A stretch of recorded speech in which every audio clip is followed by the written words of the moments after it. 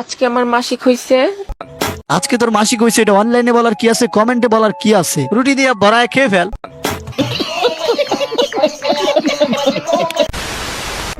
আজকে প্রথম রোজা। এই প্রথম রোজাটা আমি রাখতে পারতেছি না, আর এই কষ্টটা শুধু মেয়েরাই বুঝবে। জানি কোন অপরাধে দিলাই নির্লজ্জ জীবন, এই নির্লজ্জ জীবন লইয়া নিজের গোপনীয়তাও রক্ষা করতে পারি না।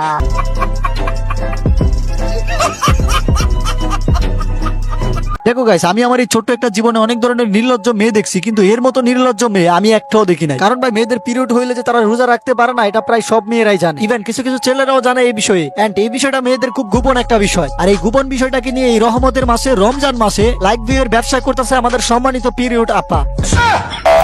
কি রে, রোজা রাখছস? না, রাখি নাই। কেন রাখস নাই? সমস্যা আছে, কি সমস্যা? একটু পার্সোনাল সমস্যা। বল না আমাকে, একটু শুনি কি সমস্যা। হ্যাঁ হ্যাঁ, বইলা দে তোর নাঙ্গেরে, বইলা দে তোর তলা দিয়ে যে পানি বের হয়েছে এটা বইলা দে। আসলে লজ্জা শরম কিছুই নাই। বাংলাদেশের কোন মানুষটা না জানে যে পিরিয়ড হইলে রোজা রাখা যায় না? ওই বিষয় নিয়ে আবার ভিডিও বানাইতে হয়। আবার ভিডিও শেষে কি বলতেছস, মানুষ নাকি তোর কাছ থেকে এই বিষয় জানতে চায়। এই পিরিয়ড আপা, তোর কাছ থেকে কে জানতে চাইছে? তুই নিজেই তো তোর সাউয়ার গোপনীয়তা বজায় না রেখে ভিডিও বানানো শুরু করছস, আবার বলতেছস এগুলো নাকি তোর কন্টেন্ট। আজকে প্রথম রোজা। এই প্রথম রোজাটা আমি রাখতে পারতেছি না, আর এই কষ্টটা শুধু মেয়েরাই বুঝবে। তো গাইস, এই হচ্ছে আমাদের পিরিয়ড আপার পিরিয়ড কন্টেন্ট। কন্টেন্টের নামে এই গু আপলোড করে কিছু ফলোয়ার কামায়। এখন থেকে এই মেয়ে আবার বড় বড় কথা বলে, যেমন তার রিপ্লাইয়ের আশায় নাকি তাকে নিয়ে মানুষ সমালোচনা করছে, হ্যান ত্যান। যারা সমালোচনা করতেছে তাদের সবার একটাই স্বপ্ন, যদি জেরিন আমার সমালোচনার রিপ্লাই ভিডিও দিয়া দেয় তাইলে তো আমি বাইরে লয়ে যাবো। এই স্বপ্ন নিয়েই হাজারো মানুষ সমালোচনা করতেছে। এখন ফার্স্ট কথা হয়েছে, কেউই তো রিপ্লাইয়ের আশায় সমালোচনা করতেছে না। তুই মেয়েদের একটা গোপন বিষয় নিয়ে এই রমজান মাসে লাইক ভিউর ধান্দা করছস, এই জন্য মানুষ তোর নিয়ে সমালোচনা করতেছে। তুই এমন কিছু হয়ে যাস নাই যে তোর নিয়ে সমালোচনা করতে হবে তোর রিপ্লাই ভিডিও পাওয়ার জন্য। উল্লেখযোগ্য তুই একটা কাজই করছস, সেটা হচ্ছে নির্লজ্জ বেহায়ের মতো গেঞ্জি প্যান্ট পরে তোর নির্লজ্জ বেহায়া কামলা বাতারের সাথে ভিডিও বানাইছস। আর ওই ভিডিও নামক গুগলও কিছু বেন্ডেজ পাবলিক দেখা তোরে ফলো করছে। আর ওই গুমার্কা ফলোয়ারদেরকে নিয়ে তুই বড়াই করতেছস, তুই নাকি 18 দিনে না 19 দিনে 1 মিলিয়ন ফলোয়ার করছস। মানুষ তো সমালোচনা করবেই, কারণ ওমর ব্যাপার দ্বিতীয় রেকর্ড আমি করছি।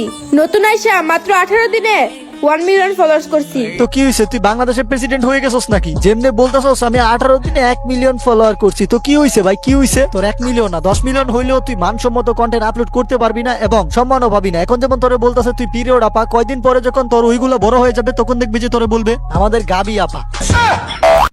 গাবি আমার মুখটা দেখি ফাঁক হয়ে রয়েছে, দিমু নাকি একটা কলা ঢুকায়া।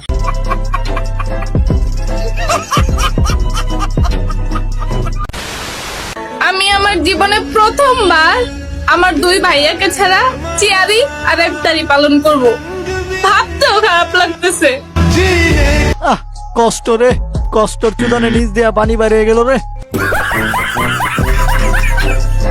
তোর ভাইদের জন্য যখন তোর এতই দয়া এতই মায়া, তোর বাইরে কল দিয়া এইসব কথা বল। টিকটকে এসে বলার কি আছে ভাই? আরে মিয়া বুঝো না, রোজা রমজানের মাস চলতেছে, টিকটকে সেহরি ইফতার নিয়ে ভিডিও বানাইলেই তো মিলিয়নে ভিউ, ভিডিও চলে ফর ইউ।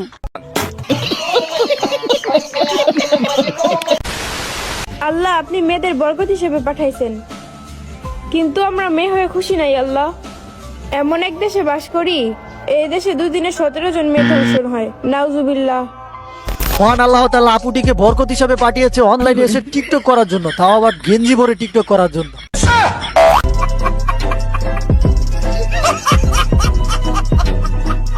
আল্লাহ তাআলা আপনাকে বরকত হিসেবে পাঠাইছে কি আপনি গেঞ্জি পরে টিকটক করার জন্য, নাকি পর্দা করে আল্লাহ তাআলা নিয়ামত করার জন্য? কোনটা?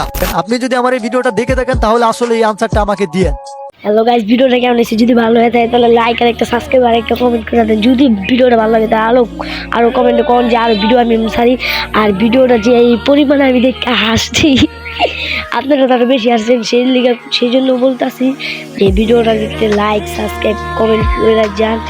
দ্বিতীয়বার আমি আরো আরেকটা ভিডিও ছাড়বো আমি 2 দিন পর, সেটার ভিতরে হ্যাঁ মনে করেন আমি ওমরন ফায়ার ফ্যান, মনে করেন এই যে আমার ভিডিওটার নামটা ভিলেন ভাইয়ের নামটা সঞ্জিত ভাই ওমরন ফায়ার ফ্যান, সেই জন্য একটা ভিডিও আছে।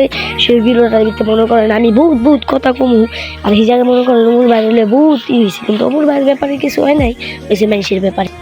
ওমর ভাইয়ের ব্যাপারে যদি কেউ কিছু কয় ওরা তো আমি ধর্ম সানজে দেয় তো ধর্মই আর ওর কয়ে দিই তুমি মাথায় সেটে কোমর ব্যাপারে বুঝবে কিছু কেউ না